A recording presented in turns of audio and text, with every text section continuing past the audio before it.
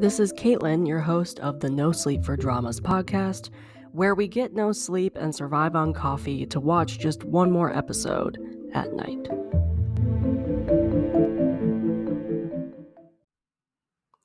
Hello, and welcome back to the NoSleep4Dramas podcast. As you can see, this week we have another list on our hands. This time, from the title, you know that we will be talking about Taiwanese dramas. A little side note, as you know, I explained on the social media, May is one of the more busiest months of the year for me between my birthday. We also have multiple other birthdays in my family, and then there's Mother's Day. So there's a lot of holidays and a lot of things to be celebrating this month, which means I am relatively more busy this month than compared to other months, which is why we are getting another list in this week. That being said, too, if for some reason you do not get an episode next week or the week after because I get too busy or I decide that I'm just not up to releasing an episode, that's why. May is one of the busiest times of the year for me. Maybe even in the future, I might just take May off. Like May and December in those 2 months of the year are probably the most busiest. So maybe I'll do that.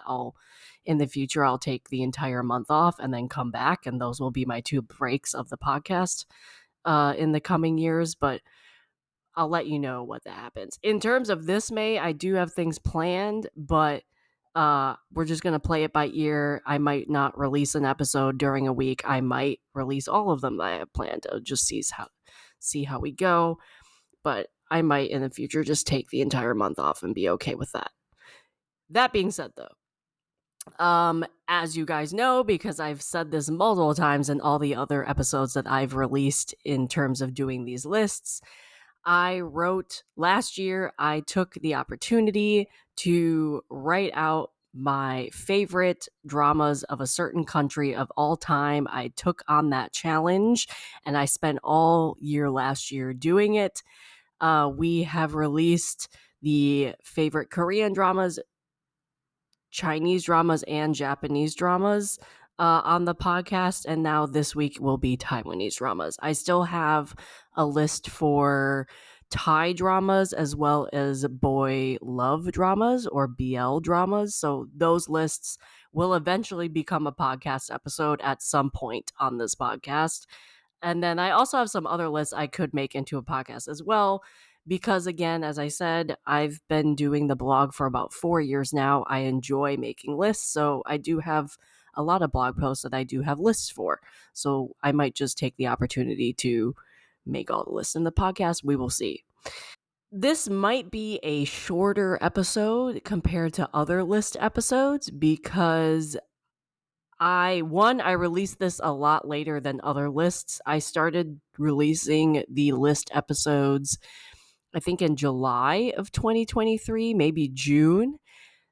I didn't release the Taiwanese drama until October. So yeah, and it also was a shorter list for me because overall Taiwanese dramas are one of the last dramas I started watching. So I really do not have a big pool to pull from for like favorite Taiwanese dramas. So this will probably be a shorter episode because I just don't have a lot of dramas to talk about because I haven't watched a lot of them.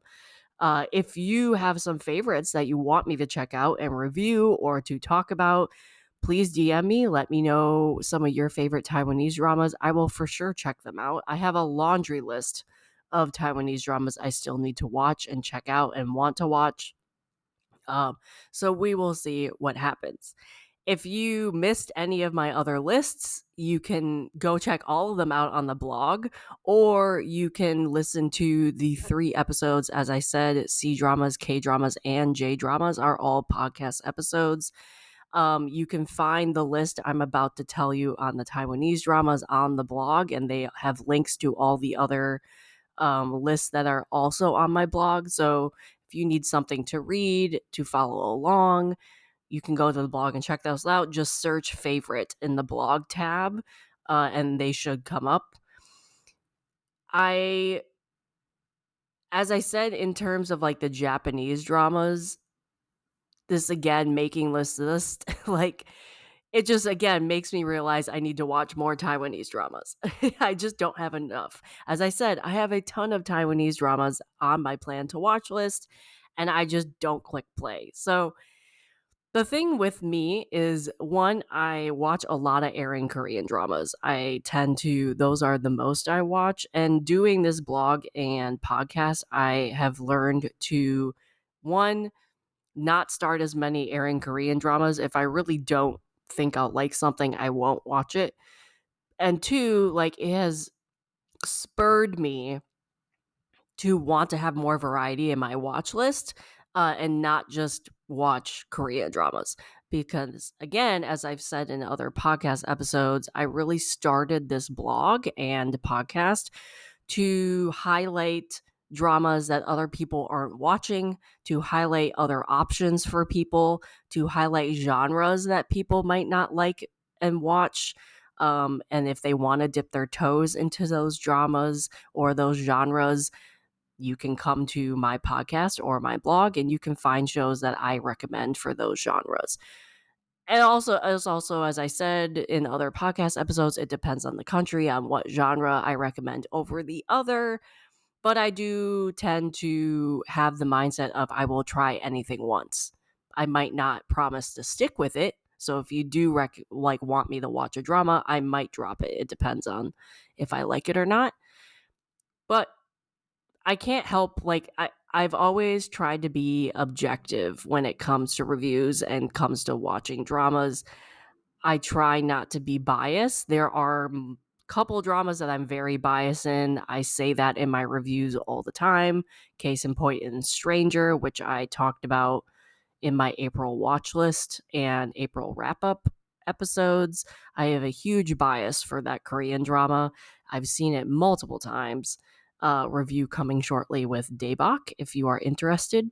But I try to be objective. I try to kind of showcase dramas that people might not know of, might not like, might be the only person who have ever watched it, and then they find me and are happy to see me watch something. So that's why I created this in general. So Taiwanese dramas, I think, have become more popular over the years. I didn't start watching them until the last 5 or 6 years.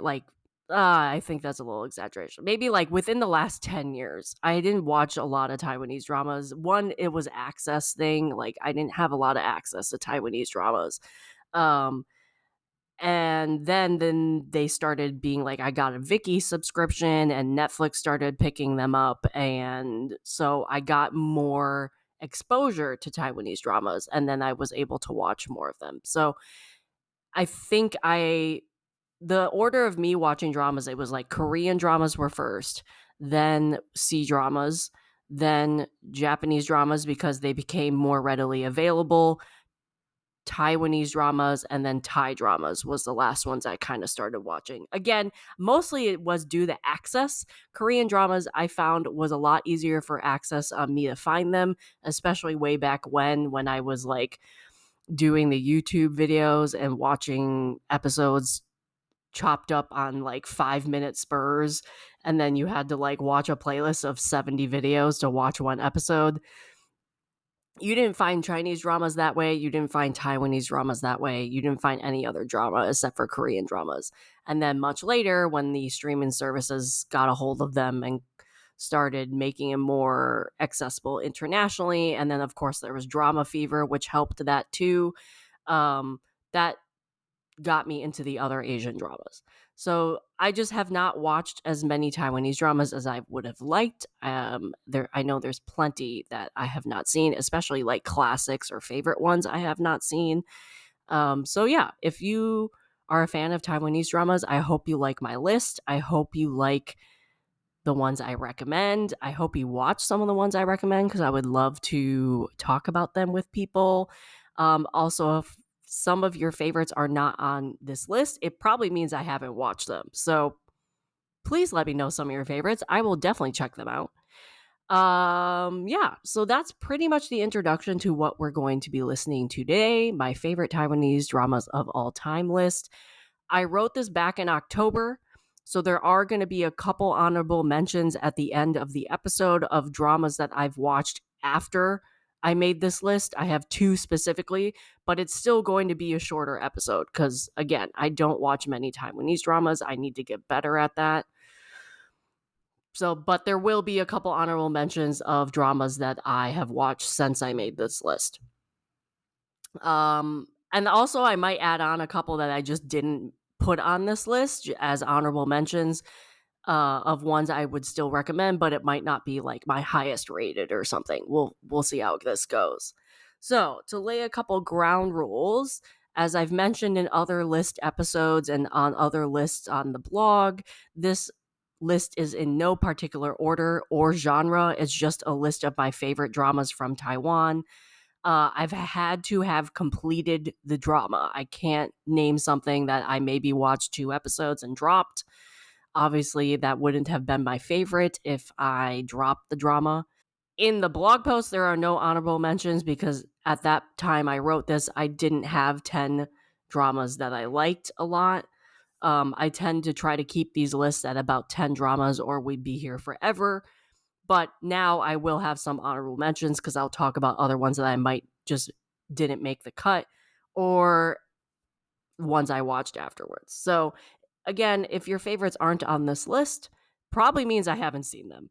If I did, I would love to talk about them with you. It just might not be in this episode. So let me know some of your favorite Taiwanese dramas. So making this list, it's probably was the easiest one I made when I made all these lists last year. Obviously, due to the fact I just have not seen many Taiwanese dramas. I have, as I said, I have a bunch that I want to watch. I just have to get around to watching them. But the good thing is since they're all on my watch list, I will never not have dramas to watch. So I guess that's a good thing. So I'm not really complaining that I haven't seen a lot of Taiwanese dramas, but there's plenty of them I have not seen. You will also see some of these dramas on other lists on my blog. So if you are a follower of my blog, you will know some of these that will be on my list because I've already mentioned them in other lists. So, and that's obviously due to the fact I just haven't seen many Taiwanese dramas. So there was some overlap. If you're brand new to the podcast or brand new to my blog and you have never seen me talk about a Taiwanese drama, you're in for a treat because you'll be introduced to a bunch of Taiwanese dramas this time around. And I have done reviews on multiple of these dramas. So you will, if you go to the list in my blog, as well as any of the other lists, I do link my reviews. So if you want to know more of my thoughts or have a more in-depth review of these dramas, more than likely you can go to my blog and find a review of this drama and you could read more of my thoughts about these dramas. Okay. So the first one I'm going to talk about, I'm going to go through my list first, and then in the honorable mentions, I'll mention others that I might not have put in the blog post, as I said, or I'll name a couple that I watched since I made this list. So first one I'm going to talk about is Someone Like You. It's from 2015. The reason why this is on the list is it is pretty much the first Taiwanese drama I've ever watched in my life. I don't remember when I watched it, but I think it was definitely after it was done airing, like at least 2 or 3 years after. I think it was like 2017, 2018. This drama is very nostalgic for me. Is it the best drama you will ever see? Probably not. But I have somewhat of a bias to this because it is my first Taiwanese drama I've ever seen in my life. And I've rewatched scenes of this multiple times. I've actually think I've rewatched this drama at least once. But in hindsight of like when you watch it now versus 2015, 2017, there are some flaws in it. I mean, it is, you just have to think about it in terms of like when it was made versus now. It's just the female lead, especially, I've heard can be annoying to some people just on how she treats the male lead in times and how she acts can be somewhat over the top, especially in 2015. I think she's a great actress. I've seen her in other things, but I can see why her character in this drama would be annoying to people nowadays. But back then, I absolutely love this drama. So this stars King Gong Wan and Lorraine Chen. Why am I mispronouncing that? Lorraine Chen. Also Sean Lee, Angela Lee, Nita Zia, and William Lau. So King Gong Wan and Lorraine Jen are the main couple, the main two people. So King Gong Wan plays Fang Zan Cheng. He so he is getting married, basically, and he gets into a tragic car accident with his fiance, and she ends up dying, and he loses his eyesight in that accident. And he basically becomes a recluse. He refuses to get a corneal transplant to like basically punish himself. And he becomes blind, and he just like isolates himself and really does not want to have anything to do with the world. Then he meets Lorraine Jen's character, and she comes into his life as his like caretaker, his like day nurse, and they really go at it. They do not get along at the beginning of the drama whatsoever. He's the classic pairing, you know, she's the bubbly kind of annoying person that takes him out of his shell. He's the very grumpy, stoic, rich guy. I mean, it's very stereotypical setup. So then he and her kind of get to know each other. They kind of figure out their working relationship. They obviously fall in love. They go through, it has some of the classic horrible female second lead, horrible male second lead. It's a classic Taiwanese drama, right? But I absolutely loved it. It's like, as I said, I've rewatched scenes all the time. And as I said, does it hold up to modern times? Probably not. I mean, there's some really oldish tropes that happen in this. Nothing bad. Like, nothing like, oh my God, he almost raped her or something. But like, it wasn't, there's some tropes that probably would not fly these days. The main thing that I love about this drama though is the acting is great. I thought the acting was really good. I loved the leads' chemistry together. The two leads together and their chemistry are really nice. And I love how you have this spunky female lead and this grumpy male lead, and they kind of go at it at the beginning, and then she of course kind of softens him up, and he kind of gets her more confident, and then there's like drama that ensues, and they figure out those and navigate the drama. And then you obviously have the tropes of the employer employee, which is one of my favorite tropes of all time, even though it's very cliche. um there's just some part of a nostalgia for me because, again, this was one of my first Taiwanese dramas of all time. So, I mean, I'm probably a little biased with this. I have not rewatched the entire drama, so I'm probably missing some things that people might not like in this day and age. But Someone Like You is a classic. There's like really famous actors and actresses in it.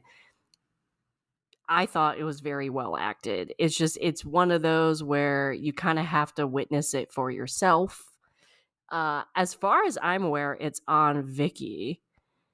And then also it's like the familial relationships in this drama I remember being really good. Like the female lead has a great relationship with her mother, and I want to say he has a brother or something, or like a sister, sort of. But they have really nice familial relationships with this. It I love it. I love it so much. It's kind of one of those it's one of those nostalgic things. The OST is chef's kiss good. I love the OST. Um, it's just I love it. I love it so much. It's one of those classic Taiwanese dramas that you kind of just have to watch and witness. And it's just, they're so supportive of each other once they get through those hurdles. It's great. I love it so much. That was the Taiwanese drama Someone Like You, my very first Taiwanese drama ever. Okay, so the next one, which I honestly am surprised I love this one so much because it is not the genre that I normally go for at all. I don't know. I honestly don't remember what made me click play on this because this is a horror show. This is a horror drama. And again, I have no idea why I clicked play on this. But this is Detention. It's a 2020 drama. It's at the time I watched this, it was on Netflix, so I think it's still on Netflix. It's 8 episodes. Stars Li Ling Wei and Han Ning, and then you have people like Huang Guanzi, Jack Yao, Si Ten Hung, and Serena Fang as supporting characters. Huang Guanzi in this is fantastic. He's great. I mean, the girls are too. The main 2 girls are great too, but he stood out a lot in this drama. I don't think I've seen him in another drama before this. But he's been acting for quite some time. But he stood out for me in this just because his character made a really big impact on the drama and the story. So, what's Detention about? So, Detention starts in a high school in the 1990s, and you have Li Ling Wei. She transfers into the school, and there's a part of the school that is like forbidden to go to, like it's abandoned. No one goes there. I don't even remember when the last time someone set foot in the place. And she ends up going there by accident. And I can't remember why she ends up going there, but she encounters Han Ning's character, Fan Ru Zin. If I'm mispronouncing any of these names, I'm very sorry. Fan Ru Zin is a ghost. So then Li Yunxing, the transfer student, encounters this ghost, and the ghost unveils like this hidden history and trauma that's been going on at the school for like 30 years, and how the students and the teachers basically butted heads, but also fought for freedom of censorship and the right to learn and do all this stuff. It's kind of like a historical drama in a way. And then you also learn what happened to her, the ghost in general. And so there's a bunch of mysteries being thrown about in this drama. It's a ghost drama too. And it's a relationship between these 2 ghosts, between the humans and the teachers, the students and the teachers in present day, but also past. It's just, there's a lot of things going on about it that is just, it's not just a horror drama. Like, there are elements of horror. Like, it is a ghost story. There are elements of horror for sure.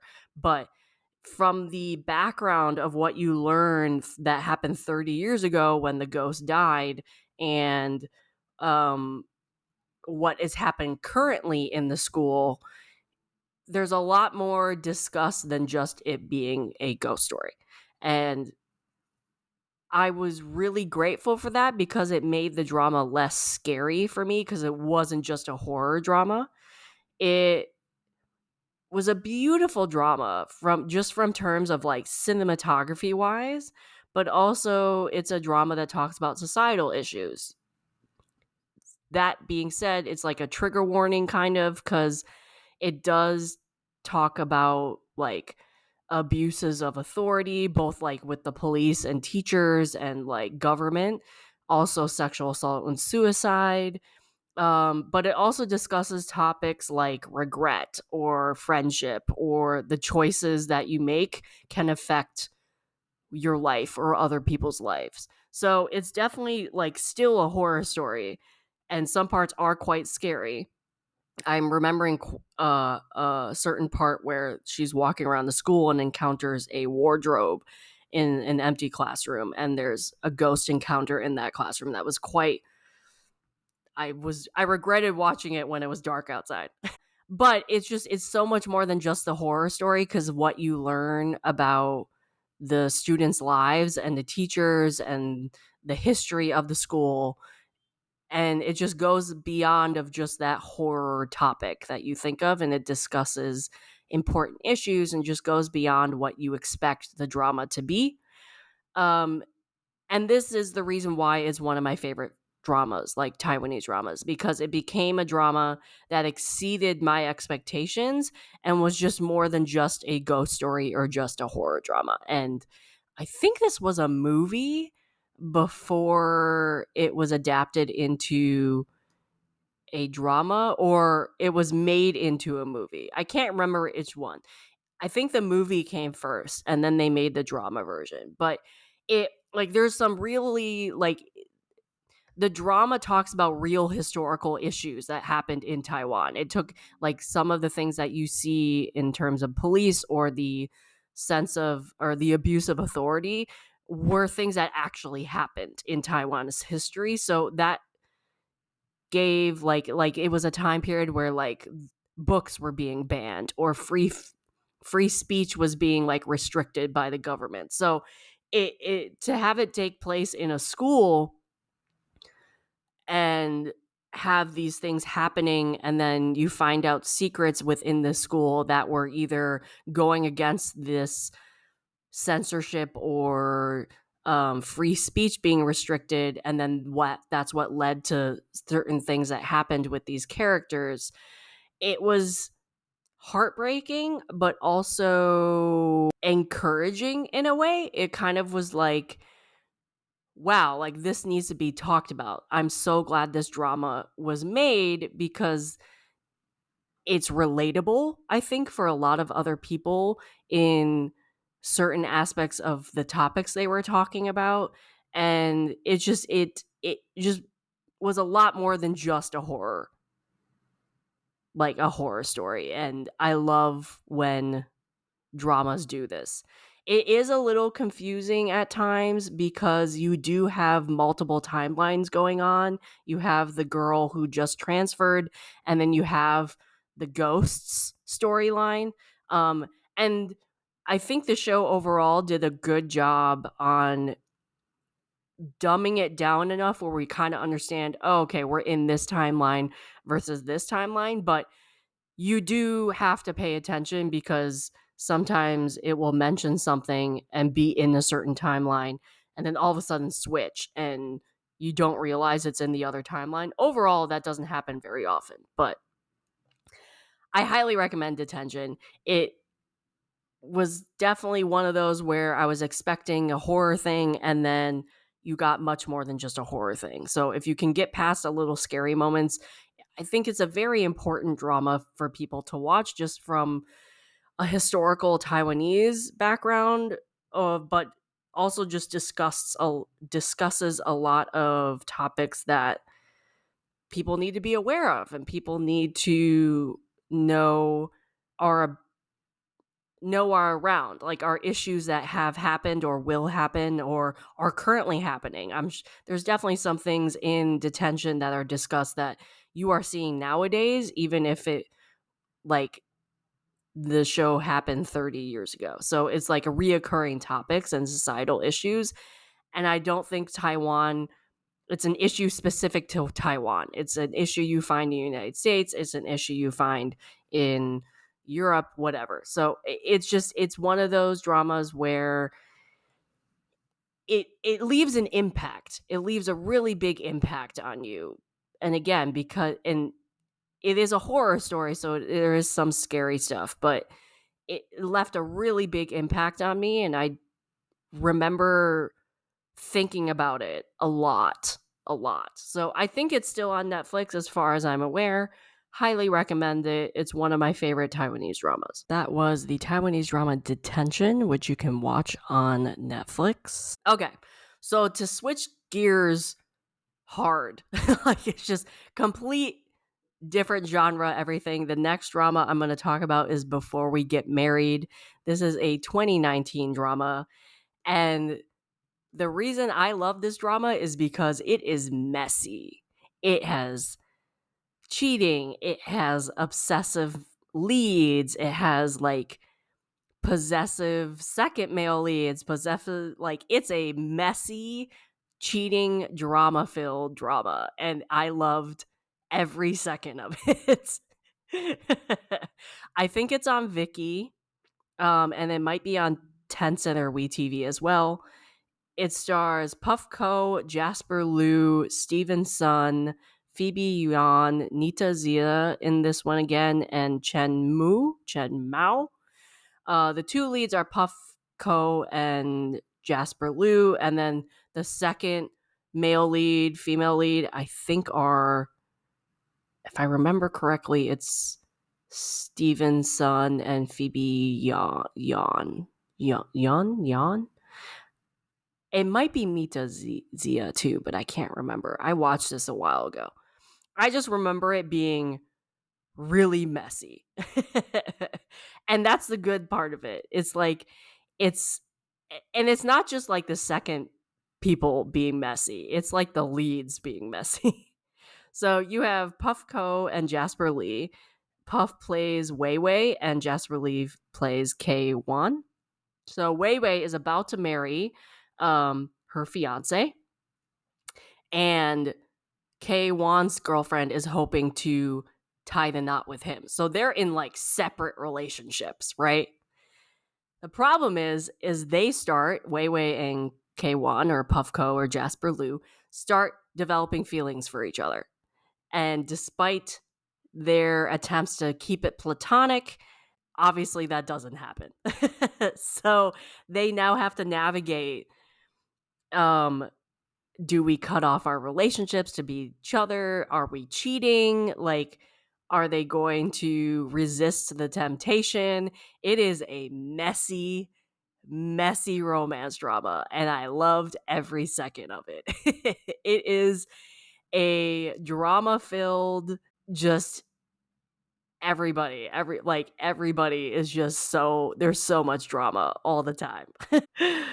Yeah, it's, I don't know. I loved it. I loved every second of it. It was like, it's like one of those things where like the drama is really toxic. Like you have, everybody's toxic in this drama. Like the leads are toxic, the second leads are toxic, the third leads are like, everybody's toxic. There is not a good person in this drama. But I couldn't look away. I binged the entire thing. It was fantastic.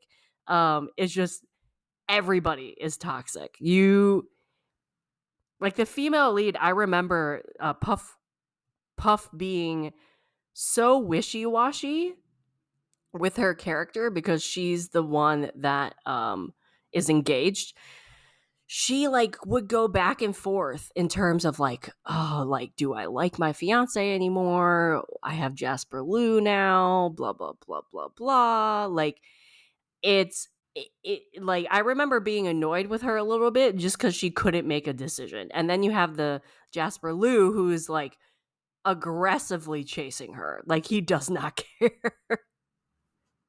It is a mess, but it's such a mess, but I loved it. Like it's like even the male lead's relationship, like you can tell he does not like his girlfriend, but because they've been dating for so long and she's so manipulative, it is not a good relationship. Like you want him to leave that relationship because she's not good. And then you have Puff's relationship where eventually everybody is not a good match at all. So you kind of just, you root for the leads even though you really shouldn't root for the leads because their relationships are overall, it is revealed none of those relationships work out, including the main people. Like the main people shouldn't be together. It's going to be toxic. They're tearing other relationships apart, but you root for them because their other relationships are so bad. Like it is so toxic all the time. But I was hooked. I was so hooked. It's so worth it. It's so crazy. And I remember watching this drama with a bunch of other people, and I want to say I watched this. I don't think I watched it as it aired, but I definitely watched it later. And I know a ton of other people watched it too. it's a spicy, mature drama. You definitely have cheating all the time. So if that's not your thing, you won't like this. I love a good cheating drama. Like, I don't know why. I love the drama. Characters definitely, like, you will definitely be mad at a lot of the characters, but I loved it. And the leads, even if they're like the most, like, everybody's toxic, the leads have so much like chemistry. It's ridiculous. It's so good. But if you cannot deal with affairs and cheating, this is not the drama for you, like, at all. Like, it is not. It is just one of those where you enter the drama knowing it's going to be messy, and it is definitely messy, but I loved every second of it. I think it's on Viki. Just finished discussing the Taiwanese drama Before We Get Married, which you can watch on Viki, I think. Okay, so the next one I'm going to talk about is Green Door. This was a 2019 drama. It was on Netflix, and I want to say it still is on Netflix. This is another drama where, like, I entered the drama thinking it was going to be one thing, and then I completely got something else in a good way. So you have, it stars Jam Sao. Again, if I mispronounce these, I'm so sorry. Hayden Ko, Eno Cheng, Sing Ying Shuan, Jason King, and Lan Wei Hua. Mostly, like, Jam Sao and Hayden Ko are like the two that you really pay attention to. So Jam Sao plays Song Yen. So Song Yen goes off to the United States to study psychology, and he comes back to open a psychology clinic in Taiwan called Green Door. He is a very interesting character because he's very meticulous. He has these, like, rules that he lives by. He's very logical and very meticulous. And that kind of causes his practice, his clinic, to not go very well, because he just doesn't take on all the clients that come his way, anything like that. So he kind of is just, like, in this business where he's not getting a lot of clients. He's not really going anywhere. He's not finding the success that you'd think he'd find. And so even his girlfriend is sending him these clients, and they're just not working out. So he finally ends up getting these clients, and you find out that these clients are ghosts. He somehow gets ghost clients.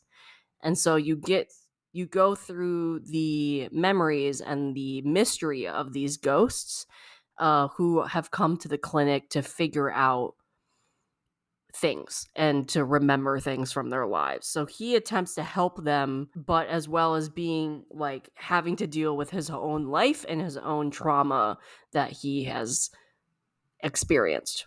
And again, you watched the episode, or you watched the trailer for this, and you knew it was ghosts from the trailer, and that's all you thought you were going to get. Like, you thought it was going to be another ghost drama.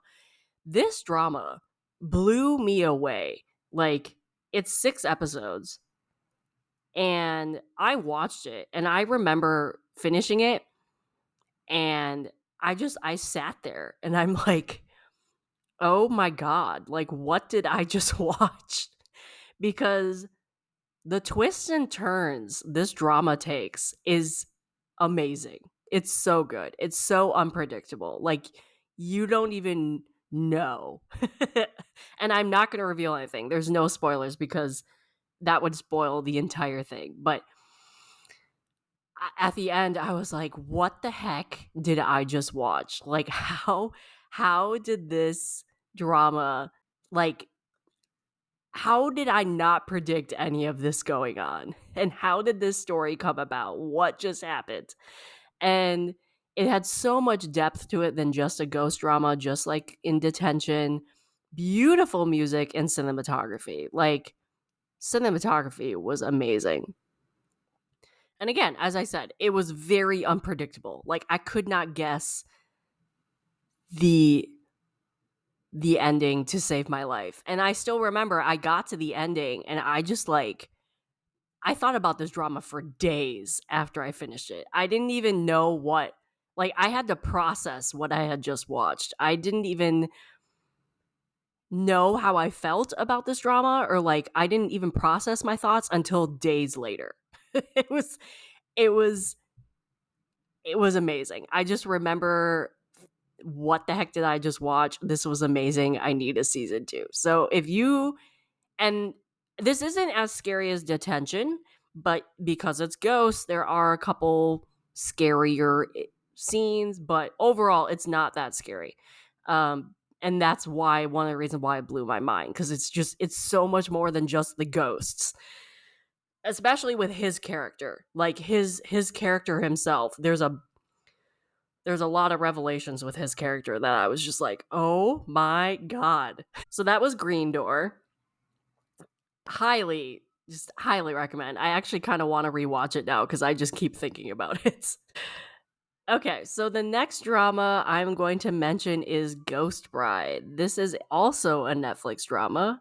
It stars Huan Pei-ji, Chris Wu, Lin Lu Di, Quan Tien, Angeline Tan, and Jojo Gao. This, right away from the trailer, I was like, I'm going to watch this because this looked like a gorgeous drama. Just like an absolutely, like, masterpiece to witness with your eyes. Like, the visuals of the trailer were just like something I had never seen in a Taiwanese drama before, and I just like needed to watch it.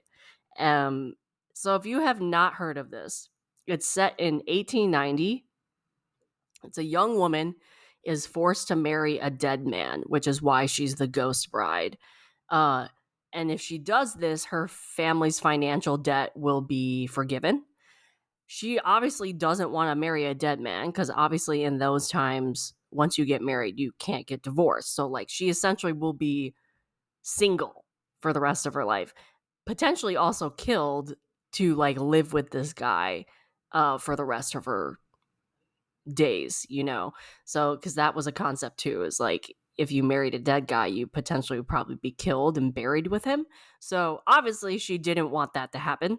So, she attempts to escape, um, but it gets complicated with a conspiracy and the people that she meets. And there's just so much more mystery wrapped around this need for her to marry a dead guy than she ever would have imagined. And I never witnessed a Taiwanese drama like this before. It was funny, but also kind of creepy. It was obviously, as I said, like visually stunning, like a feast for your eyes for sure. The female was so smart, but and was very strong. Is a strong female lead, but kind of not the tropey strong female lead. She like had her own identity and kind of had those aspects of being a strong female lead, but kind of made it her own. And I love that. I wish there was a season 2. It's not like a cliffhanger or anything, but it really could have done with a season 2, so I hope we eventually get that again. But it's not scary. It's a thriller. It's not a horror, whereas like Detention was horror. This is a thriller, and I loved every second of it. It's like it's so good. But yeah, you have a little bit of everything. You have crime, you have fantasy, you have a little bit of horror, but it's more of like a thriller. You have supernatural. You have like something for everybody in this drama. At the time, as I said, at the time I watched this, I had never seen anything like it.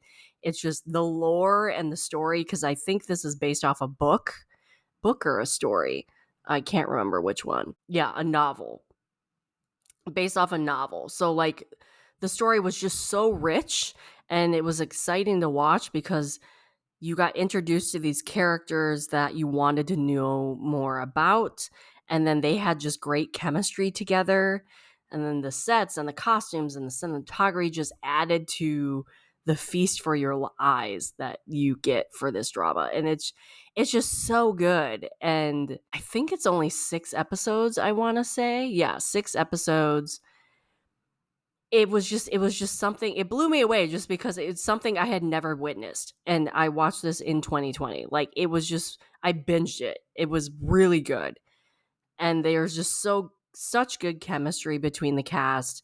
You even like the quote unquote villain because he's just so charismatic.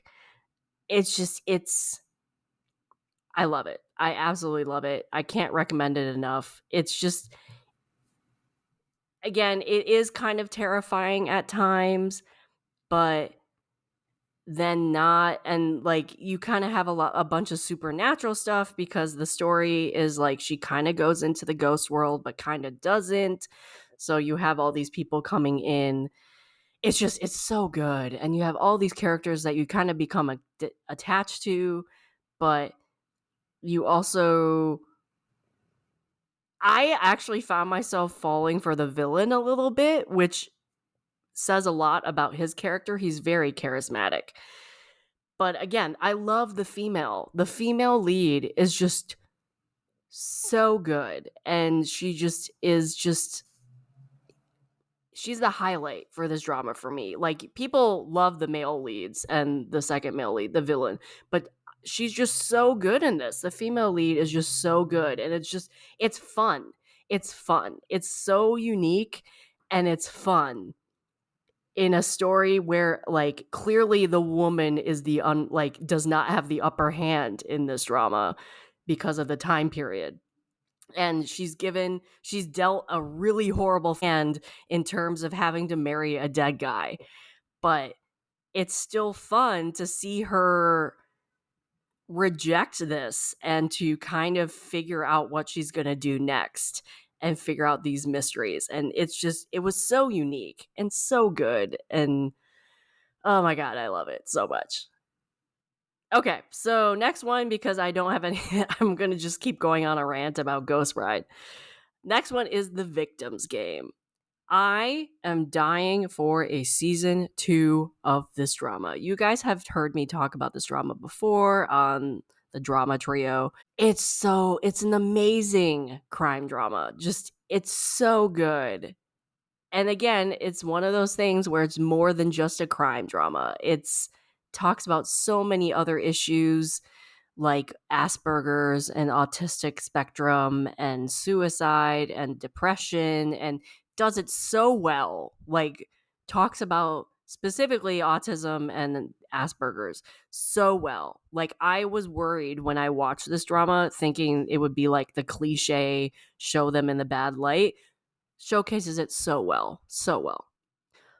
Victims Game is on Netflix. It's 1 season. Supposedly we're getting a season 2 this year, but they've been saying that for 3 years now. It stars Joseph Chang, Tiffany Su, Jason Wong, Moon Lee, River Huang, and Ruby Lin.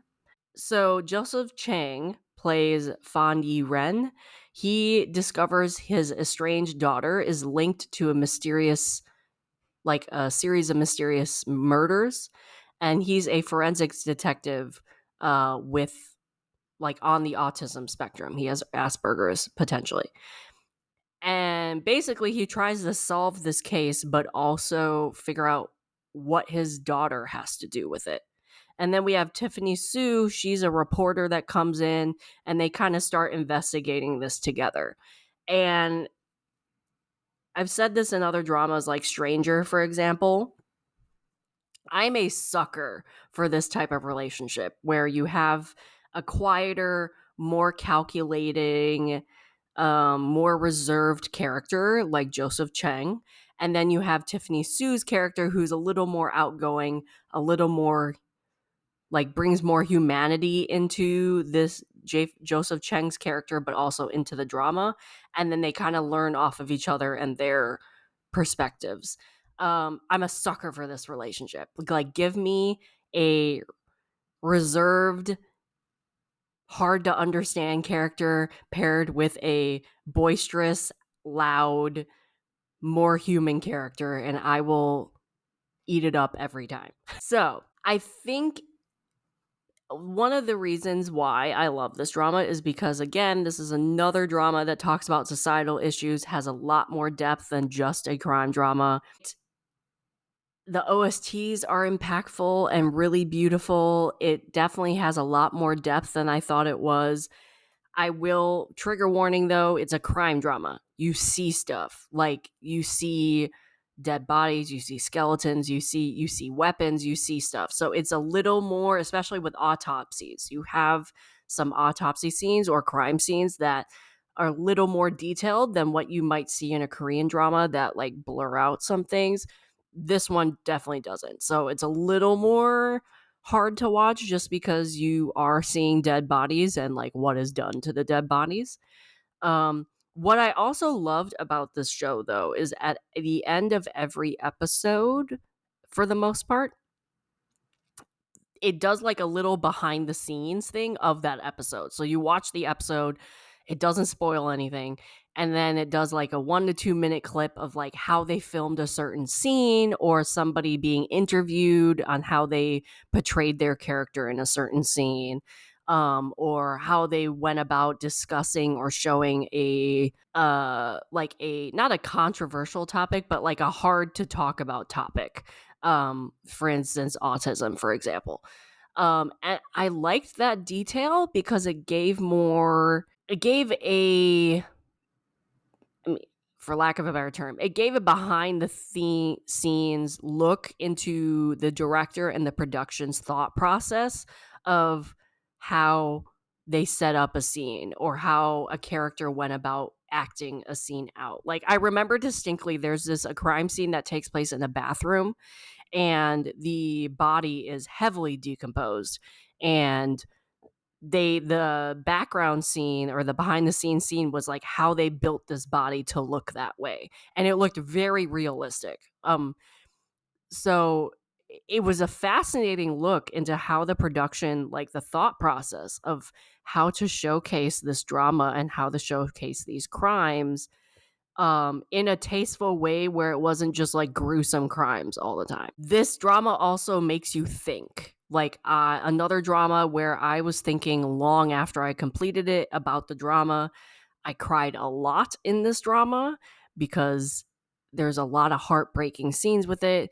Um, it was just it was a show that I did not expect to get, and it had, specifically with Joseph Chang's character, like he acted his butt off. It was heartwarming, but also it was a crime drama. So you had some heartbreaking scenes, but you also had some heartwarming scenes as well. So it was so good. And I talked about this again. I talked about this in a tea and soju episode as well. So I'm sure you guys have heard me um talk about it, but I need a second season because Joseph Chang knocked this out of the park. Like, really knocked this out of the park, and I really need a season 2.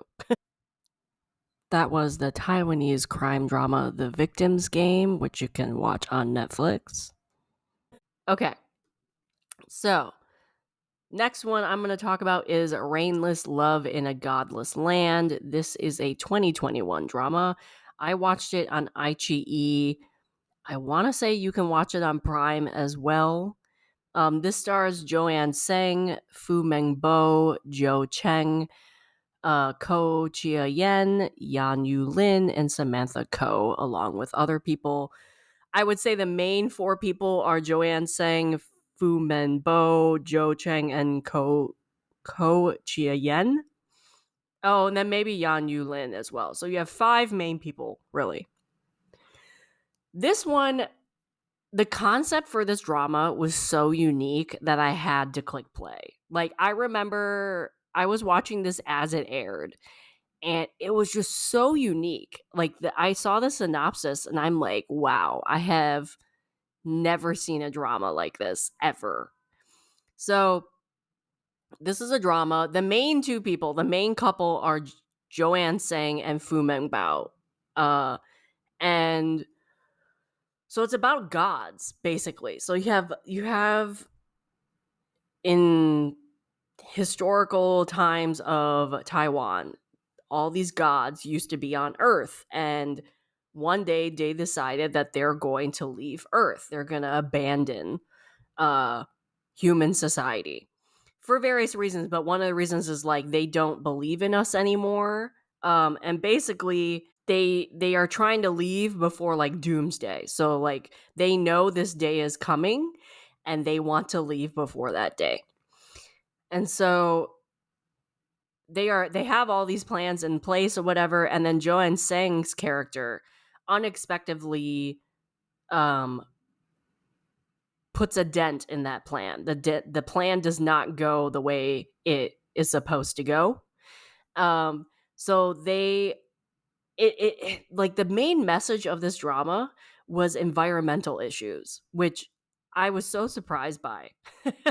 Like the gods are no longer willing to take care of Taiwan or take care of the land because of environmental issues that the humans are doing. The humans have shown they do not they do not believe in the gods anymore. They do not take care of where they're living currently. So one by one, these gods are either disappear because they're not believed in anymore, or they decide to leave. Joanne Sing's character discovers that she can, one, sort of interact with a specific god, and he's played by Fu Mengbo. And he kind of becomes her guardian, but they also try to, like, obviously it's forbidden for a god to love a human and vice versa. So they try to navigate that, and they also try to figure out what the heck's going to happen if the last god leaves and tries to prevent that. So it's like this epic story told in modern day Taiwan about environmental issues. And I was so surprised by this drama because I was just like, I would never have expected this to come out of Taiwan at all. The way I loved this main character, like this main couple, was I don't even know how to explain it. I was so in love with this couple. I had it bad. They had so much chemistry in this drama. And I'm also a sucker for like fantasy, supernatural, fated love stories dramas. But dude, this main couple, I was ferocious for them. I made edits. I had like TikTok videos made of them. I watched like all the behind the scenes stuff. I saw their like photo shoots. I had it bad for this couple. I still listen to the OSTs to this day. I love the twists and turns of this drama because you eventually realize there's like some conspiracy going on and you don't know what it is. And it's the reveals of this drama is just so good. And then also due to the fact that these gods are actually based off a real like culture within Taiwan, and I don't remember what the tribe's name is, but there's an actual tribe that exists in Taiwan where these gods are based off of. So you got to learn about this tribe and about the culture of this tribe, and of these like this folklore that this tribe has passed down.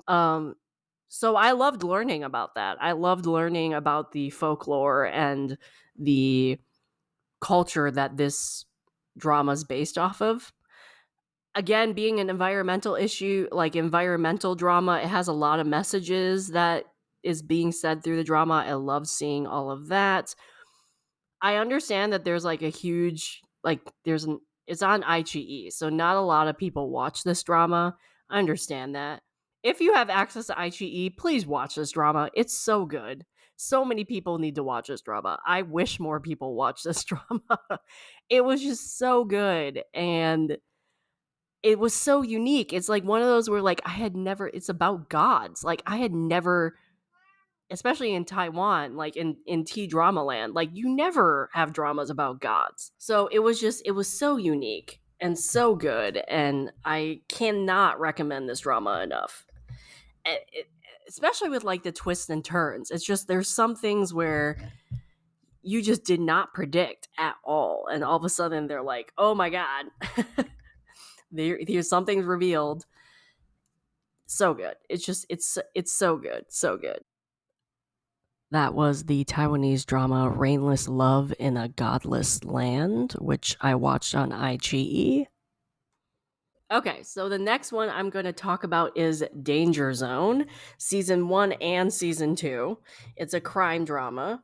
So I will say, I think season 1 is better than season 2, but you have to watch season 1 to understand what's going on in season 2. So, like, you need to watch both of them.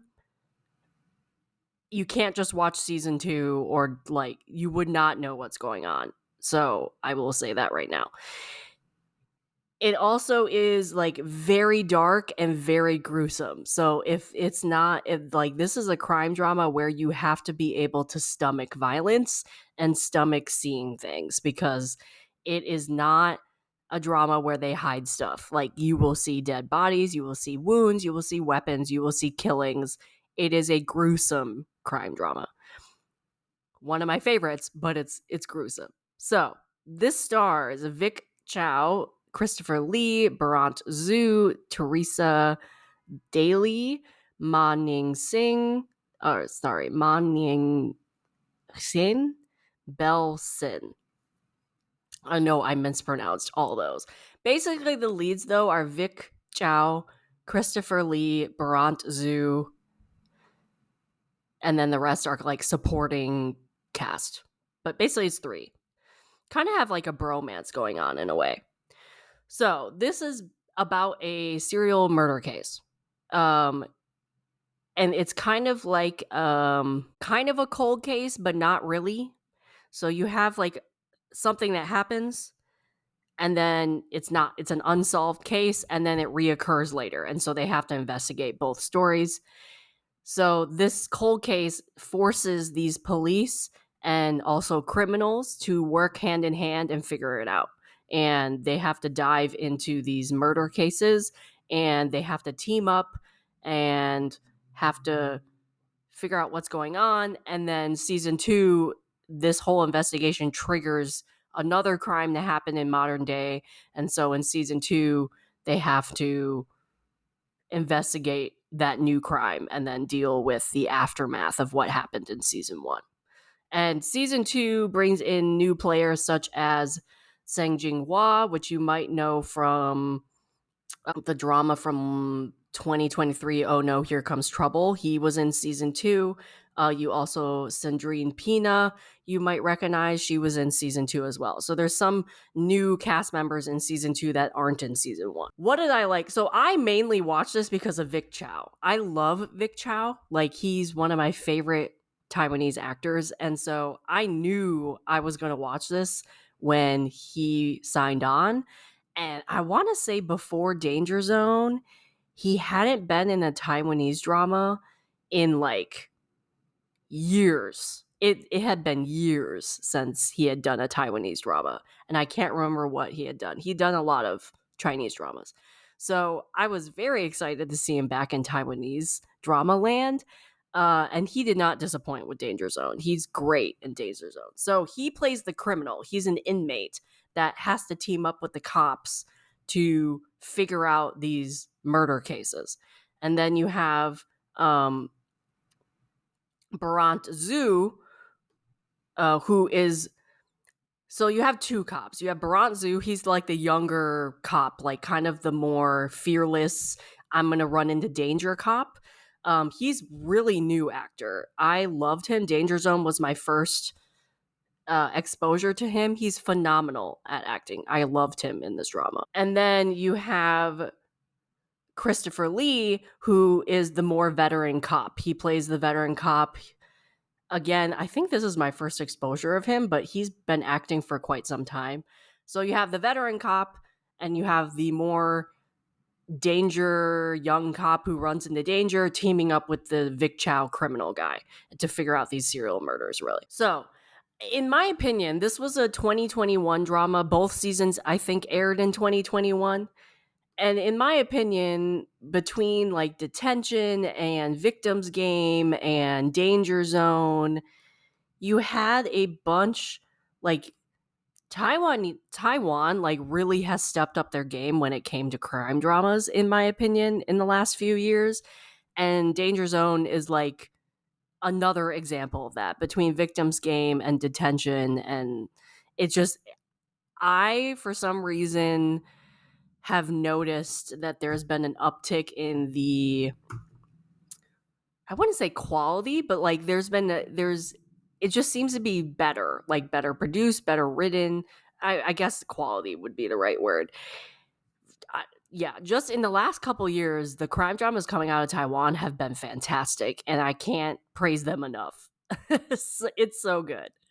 Again, as I said, this is a really dark and gruesome crime drama, so it's worth it. It's totally worth watching it, but it is very dark, very gruesome. It is not an easy watch. So you have amazing acting, like Vic Chow is amazing. All of the entire cast is great. Love the found family. You get a lot of bromance or found family when it comes to the cop shop and the team that works with them. You also kind of get some found family with the criminals involved with Vic Chow's character. Twists and turns, amazing. So good. There's like a cliffhanger at the end of season 1 where like, oh my god. And season 1 opens up with a, like, what I love sometimes when it comes to crime dramas is they'll open up with like a bombastic, loud scene and then backtrack to explain what happened in that scene later. So like this drama opens up in a action-packed scene and then you don't know why anything's going on, because it's actually taken place in the middle of the story. So then they backtrack and explain and then they get back to that scene later. I love when dramas do this because it catches you, it hooks you right away, and Danger Zone definitely did that. As I said, you have to watch season 1 to watch season 2. You cannot understand a single thing going on in season 2 if you don't watch season 1. So you'll have to watch both seasons.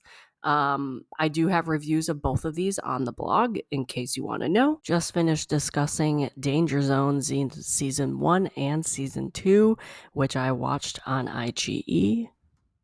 Okay, so the next one, it should not be anybody's surprise why it's on the list, because unless you're living under a rock, or like you've never watched or heard of a Taiwanese drama before, Someday or One Day is of course on my list. If you remember the Korean drama from last year, I want to say it was last year. Yeah, last year, A Time Called You. Someday or One Day is what A Time Called You was based off of. I did not watch the Korean drama. I just watched the Taiwanese drama. Taiwanese drama is fantastic. I have heard everybody's thoughts of the Korean drama. All I can say is you need to watch the Taiwanese version. So, this stars Ko Chio Yen, again, Greg Soo, Patrick Shi, Yan Yu Lin, among others. Mainly the three mains are Ko Chia Yen, Greg Soo, and Patrick Shi. Okay, so you have in 2019, Ko Chia Yen's character is missing her boyfriend, who was presumed dead 2 years ago. On her birthday, she wishes to see him again. A cassette player transports 27-year-old person into high school version, and she wakes up in the past and she is now this high school person. It's not her high school, it's a high school person, right? So she is Huan Yu Xian in 2019. A cassette player transports her into Chen Yu Ru's body in 1998.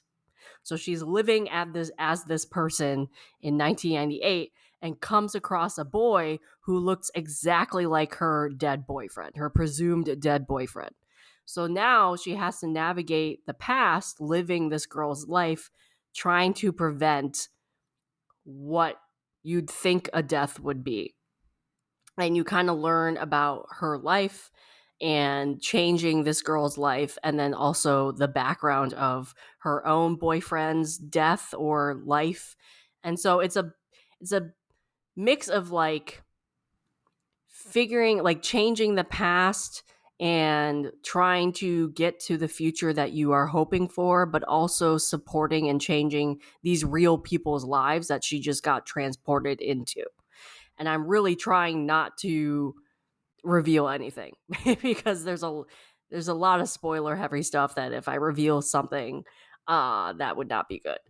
Um, it's I don't even know how to explain this drama. Like, if you have not seen this, you need to see this because you really can't talk about this drama without revealing much. And it is a complicated story. You have to pay attention to it. It is so well explained, though, in the Taiwanese version, in my opinion. You have beautiful story, great acting. You definitely need to pay attention. You need to concentrate and pay attention to this drama, or you will not understand it. I don't know. I have never seen the Korean version. I don't know how well they explained it in the Korean version. In the Taiwanese version, they did explain everything, but you definitely have to pay attention. This is not one of those where you can look at your phone or you can walk away. Like, you have to put everything down and you have to pay attention. But in my opinion, it is worth it. It is worth the ride. It just impacts you so much. It sticks with you. The reveals of this, the twists and turns of this drama, the acting, the acting is mind blowing. It's so good. Just so good. And I cannot recommend this Taiwanese drama enough. It's so good. And I don't want to explain anything and reveal anything, but it's amazing. And it took me I did not watch this in 2019. I watched this years later, like 2021 or something. I wish I had watched this when it was airing, or like in 2019. I regretted waiting multiple years watching this drama, but it was so good. So good. But I can't talk about it because it will reveal stuff. Like, I can't reveal anything. And you have the three main characters. They're like friends, but they also have secrets. And then there's like supporting characters where their secrets are revealed. And it's so good. It's so good. That was the Taiwanese drama Someday or One Day.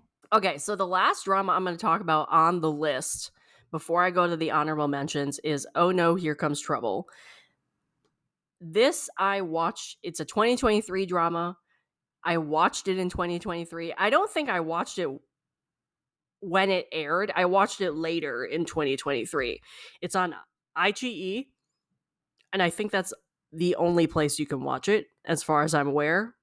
Again, such a good drama. So good. I have a theme when it comes to this list, and honestly, with Taiwanese dramas, if they involve ghosts, I watch it. I think if I count on this list I made, 1, 2, 3, 4, 1, 2. Half of the dramas on this list have to deal with ghosts. So apparently I have a theme in Taiwan, in Taiwanese dramas, where I need to watch a drama with ghosts. Oh No, Here Comes Trouble is the same thing. I literally have nothing negative to say about this drama. It's one of my favorite Taiwanese dramas of all time. That's why it's on this list. There's literally nothing bad about this drama, in my opinion. I need a season 2 because I love it so much, but I loved everything. I loved the main trio. I loved how much heart was in this story. I was emotionally invested. I cried so much with this drama. The acting was amazing. I loved how it was structured in terms of you have a case, it was structured as a procedural crime drama. You have a case spanning 2 to 3 episodes, and then the next case starts. It was amazing, and I do have a review of this on my blog, but it stars Seng Ching Hua, which I said starred in another one, Vivian Sun and Pen Sing Yu. Also stars Cheryl Yang, Hao Yang Zi, Sun King, among others. But the main trio are Seng Jing Hua, Vivian Sung, and Pen Sing Yu. This trio was amazing. Just so good. So Seng Ching Hua plays Yi Yang, and Yi Yang is like your typical high school student. He kind of like doesn't want to do work, kind of is a slacker or whatever. He gets into a bus accident with his father, I want to say. And horrific bus accident. I can't reveal much because it's a spoiler, but it's a bus accident. His father ends up dying. He survives and is in like a coma for months. He wakes up and unexpectedly has these superpowers. Essentially, he can see ghosts, and every case that they do 2 to 3 episodes is him talking to these ghosts, trying to figure out what's wrong, solving their problem so they can move on to the afterlife or whatever. And then eventually he also kind of figures out his own problem. He has a problem that's going on and a mystery within his own life. And I'm not going to talk about it because it's spoilers, but the case also follows his own story. And then you have the trio. You have Peng Sing Yu and Vivian Sung. Peng Sing Yu is a classmate of his who's like, he's like the smart guy. He's a popular smart guy. And then you have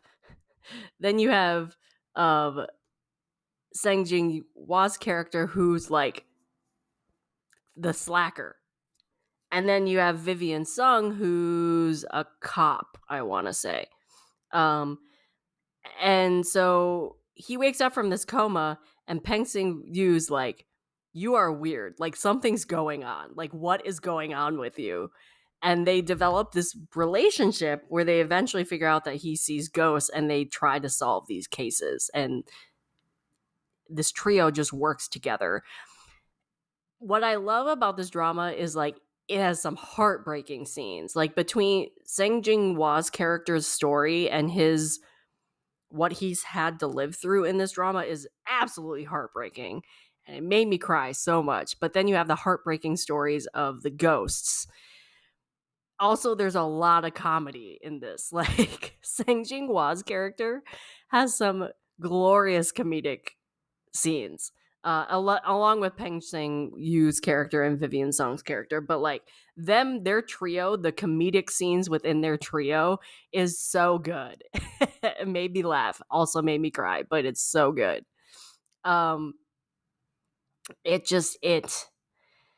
It's something special, man. It's really something special. And you become attached to the ghosts that they deal with. And again, it's like episodic ghost case stories. You become attached to those ghosts. You want them to be able to be okay. And obviously they have to move on. So you're sad that they're moving on, whatever.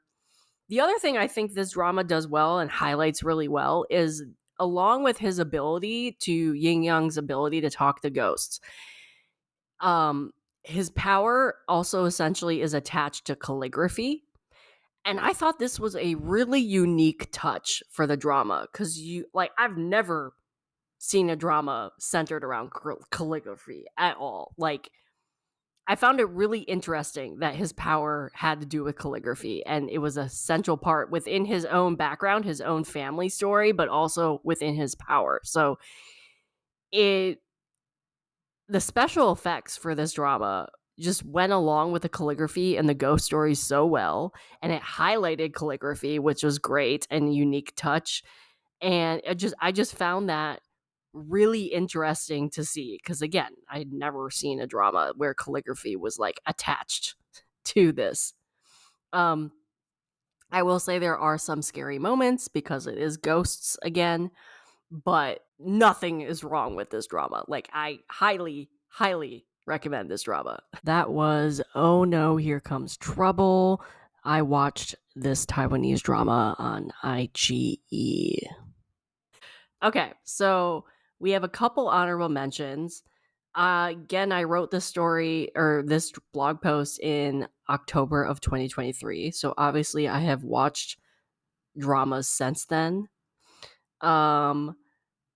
But not a lot. Like, I haven't watched a ton of dramas. So really there's only like a couple.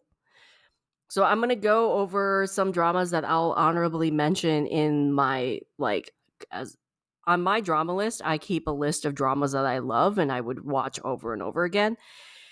And due to the fact that like I keep these lists of 10 dramas, there was obviously some that I kept off the list. So I'm going to mention those first. And then I'm going to talk about a drama that I recently started and finished that I think people should check out. And I've talked about that one. So a drama that I want to say I watched it on Netflix. I think it's still there.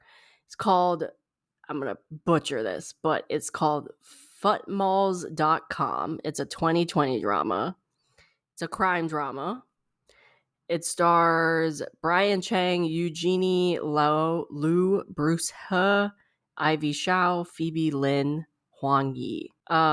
Essentially, Foot Malls is supposed to be like a future mall, but like for some reason, I think the translation got off. Like there was no way to like translate that apparently, but it's basically it's about this cop played by Brian Chang who investigates this website, this weird website, because a bunch of strange cases are connected to this website, and the website claims to be from the future.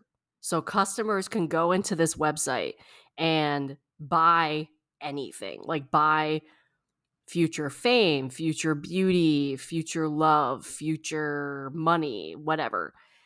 The products are not refundable, but the price you pay for like to get what you want through this website obviously is like astronomical, and it does not bode well for you. It's kind of an episodic, like it's kind of a horror drama again, but really not. It's more of a crime show. Essentially, I would say like if you have ever seen the show Black Mirror, it's essentially that. It's like an episode or two, like every episode, it's only like 8 episodes, I want to say. Every 1 or 2 episodes, you have a new person. So, like, this one person might have gone into this website and bought a boyfriend, for example. And then let's say she ends up murdered or something, and this boyfriend ended up murdering her or something like that. Essentially, it's a Black Mirror episode for 8 episodes. And, like, every episode is a different crime and a different thing. And it was so unexpected. It is definitely one that I think you need a season 2 on this one as well. It was unexpected because I didn't really know what to expect going into this, because I didn't expect it to be as supernatural as I thought. I thought it was going to be a straightforward crime drama. Like, I did not think the whole you can buy anything from the future came into play at all. It had a really interesting premise, but the reason why it's not on my list in terms of favorite of all time, and now I'm doing it as an honorable mention, is because it definitely needs a season 2. Like, it kind of, if I remember correctly, it has an open-ended ending, like kind of just ends, because nothing really is resolved. Like, some of it's resolved because, again, it's episodic crimes, but then by the end, you have some of these crimes that are affecting the cop who are investigating it. Like, he has his own crime that happens, and that's not resolved. So it definitely needs a season 2, which is why it's not on my original blog post. But it was just such an interesting concept, and it was so enjoyable because it was one of those dramas where it was really unique to watch. And it was just another one of those Taiwanese dramas where I had never seen anything like it. I had never seen something where, like, yeah, you had core aspects of this drama that were very familiar. It's a crime drama. You have case-by-case procedural, that type of thing. If I remember correctly, too, there actually is a website that they made for this show called futmalls.com. Like, you can go to that website, if I remember correctly, and I think it's still up. I haven't checked recently, but it just had a weird concept, and I like, it stood out to me because it was so weird, because you added on the future part of this. And even though it's set in modern Taiwan, there's no futuristic setting or anything. The only future thing about this is the website.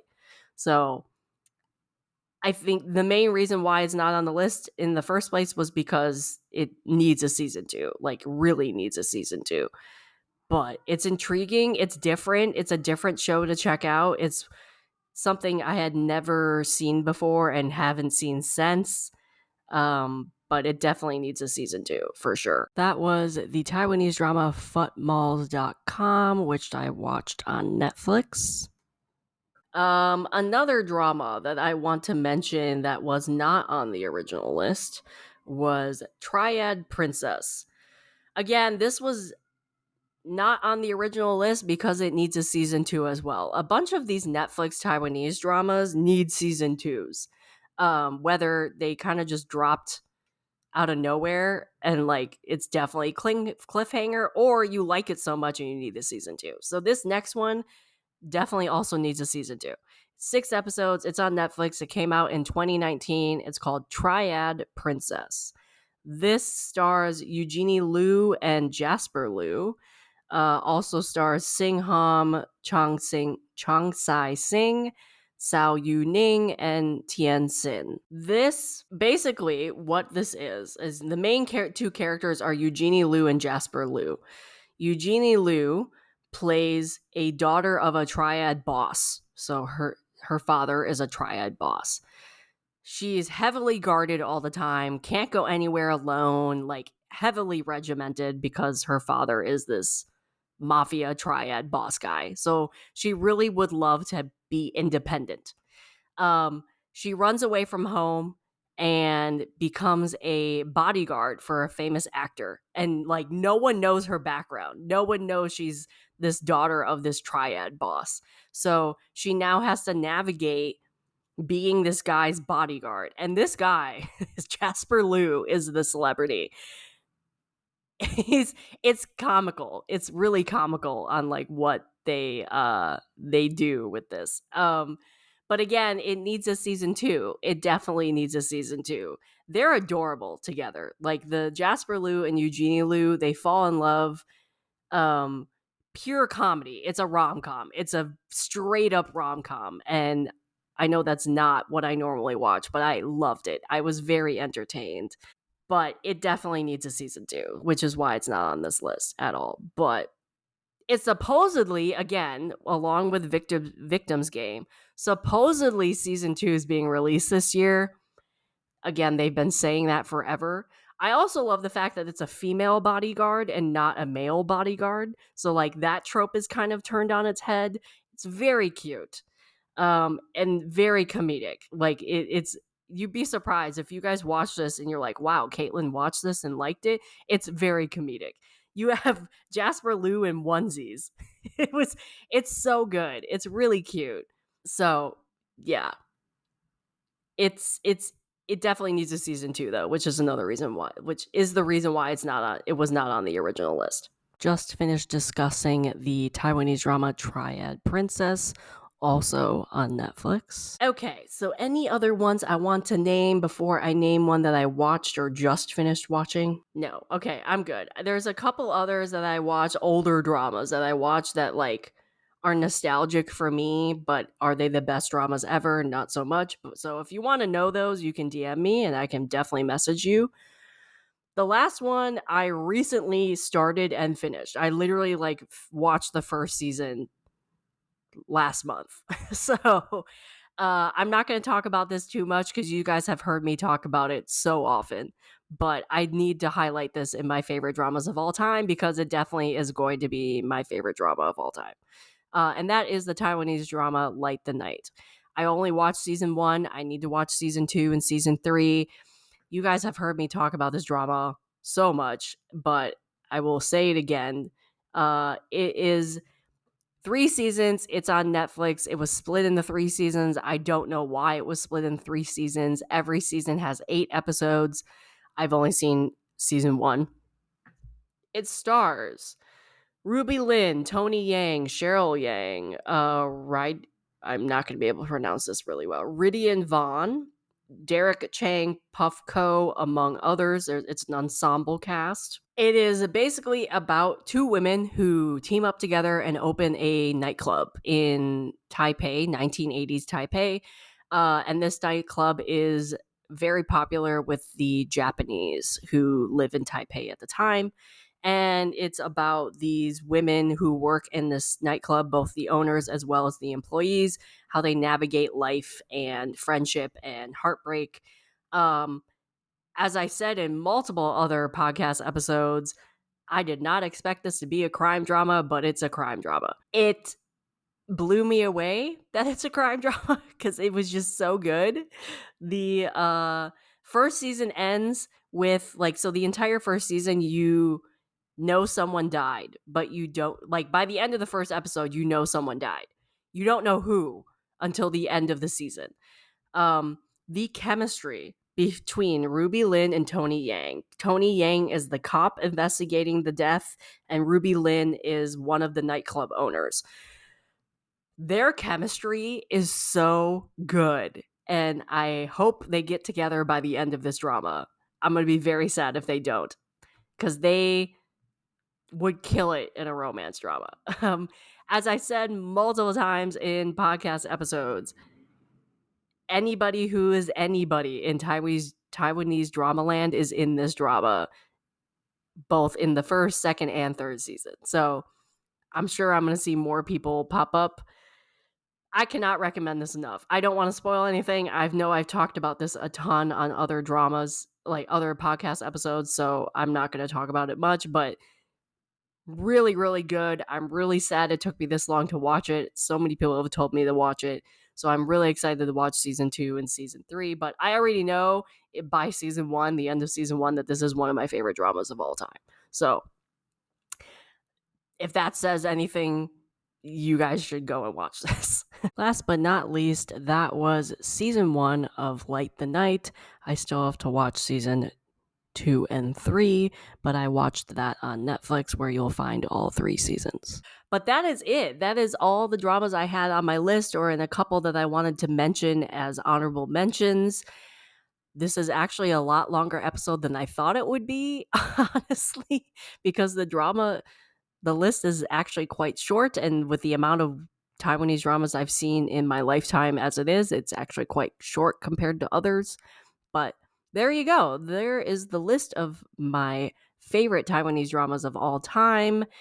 Let me know some of yours. DM me. Let me know if you've seen any of these. I would love to talk about these with you guys. Let me know if you watch these after my recommendation, and let me know what you think. But thank you for listening to another episode. Thank you for listening to another episode of these lists. I have more to come. Bye. If you want to continue the conversations about dramas that were started in this episode, you can find me on Instagram, TikTok, and Twitter under the username NoSleep4Dramas. That is no sleep, the number 4 dramas, just like in the title of the podcast. This podcast is also an expansion of my blog, so you can visit my blog at www.NoSleep4Dramas.com, the number 4 dramas.com, and find multiple years of blog posts already available at your fingertips. All links are in the description of this episode.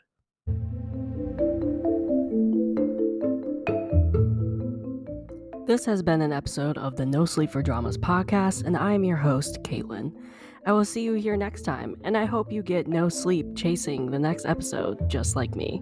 Good night.